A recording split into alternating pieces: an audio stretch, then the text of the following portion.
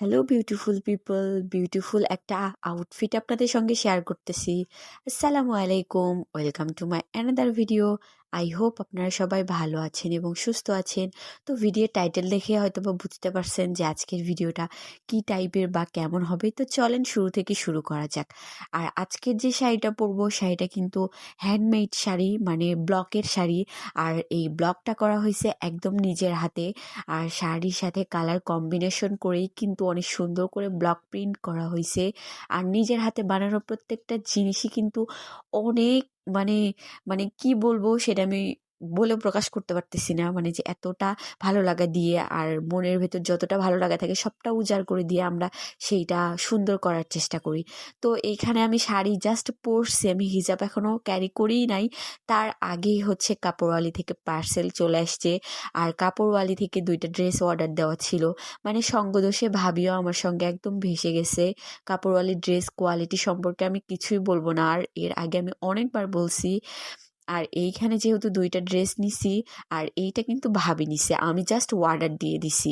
আর এত সুন্দর সুন্দর ড্রেসগুলো কিন্তু আপনারা সবাই কাপড়ওয়ালি পেজে পেয়ে যাবেন। যাই হোক, এখানে রেডি হতে হতে যেহেতু পার্সেল চলে আসছে, তো আমি ভাবলাম কেননা স্ন্যাপ ভিডিও নিয়ে রাখি, অবশ্যই পেজে রিভিউ দেওয়া যাবে। আর ফাইনালি আমি এইখানে হিজাব একদম ঠিকঠাকভাবে পারফেক্টভাবে লাগাই ফেলছি, পিন আপ টিন আপ করে ফেলছি। তারপর আমি কিছু পারফেক্ট স্ন্যাপ নেওয়ার ট্রাই করতেছিলাম, যে এখান থেকে অনেক সুন্দর সুন্দর আমি স্ন্যাপ নিতেও পারছি, যেটা এখন আপনাদের সঙ্গে শেয়ার করতেছি। তো এত সুন্দর শাড়িটা কেমন হয়েছে আপনারা কিন্তু অবশ্যই কমেন্ট করবেন। কমেন্ট কিন্তু মাস্ট করতেই হবে। শাড়ি পরার প্ল্যান কিন্তু আমার আগে থেকেই ছিল, কিন্তু আমি ব্লাউজ নিয়ে গেছি, শাড়ি নেই নাই, যার কারণে ভাবি নতুন শাড়িটা আমি ফার্স্ট ট্রাই করলাম। আর এইখানে আপনাদের সঙ্গে একটা জিনিস শেয়ার করতেছি, এই টোট ব্যাগ আর আমি হাতে যে সুন্দর একটা বেস লাইট এখন পরবো, এই দুইটাই কিন্তু আমি নারী উদ্যোক্তা, মানে এখন যে মেলাটা আর কি সব জেলায় আর থানায় থানায় হচ্ছে, তো সেইটাই আর কি। আর আমি রাজশাহীতে এসে সেই মেলাটাতে উপস্থিত হইতে পারছি, আর যেখান থেকে 2টা জিনিস আমি পারচেস করছি। তো ফাইনালি এখান থেকে রেডি হওয়ার পর ক্যাম্প থেকে আমরা বের হয়ে যাচ্ছিলাম, মানে ক্যাম্পাস থেকে আমরা বের হচ্ছিলাম। আর সেখান থেকে আমি ছোট ছোট স্ন্যাপ আপনাদের সঙ্গে শেয়ার করতেছিলাম। আর একটা মজার বিষয় কি জানেন, শাড়ি পরলে নিজেকে কেন জানি পুতুল পুতুল লাগে, মানে নড়াচড়া বা হাঁটা চলাফেরা করতে একটু অসুবিধা হয়। আর শাড়ি পরতে কিন্তু সবারই কম বেশি অনেক ভালো লাগে, কিন্তু চলাচলে একটু সমস্যা হয়।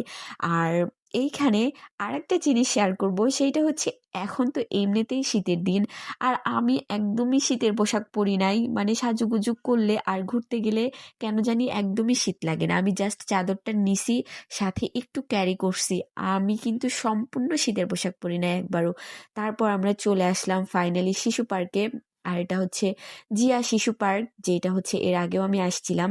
আসলে নতুন সব কিছুতে আলাদা একটা আকর্ষণ থাকে, যখন সেইটা দেখা হয়ে যায় বা নেক্সট টাইম যাওয়া হয়, তো আগের মতো ফিলিংসটা আর আসে না। তো এখানে ট্রেনটা আমার বেশ ভালো লাগে এটাতে চড়ে ঘুরতে, যেহেতু আমি এটাতে আসছি, তো এখানে আর ট্রেনটাতে চড়ে আমি ট্রাই করলাম না। আর এইটা আমি ফার্স্ট টাইম ট্রাই করলাম, আমার তো বেশ ভালো লাগছে।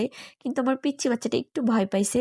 তারপর পিচ্চি বাচ্চাটাকে নামাই দিয়ে আমি আবার একা একাই কিছুক্ষণ এইখানে উঠেছিলাম। আর আজকের ভিডিওটা এখানেই শেষ করতেছি। ভিডিওটা যদি ভালো লাগে অবশ্যই আমার পেজের সাথে থাকবেন। দেখা হবে নেক্সট ভিডিওতে। Thanks for watching.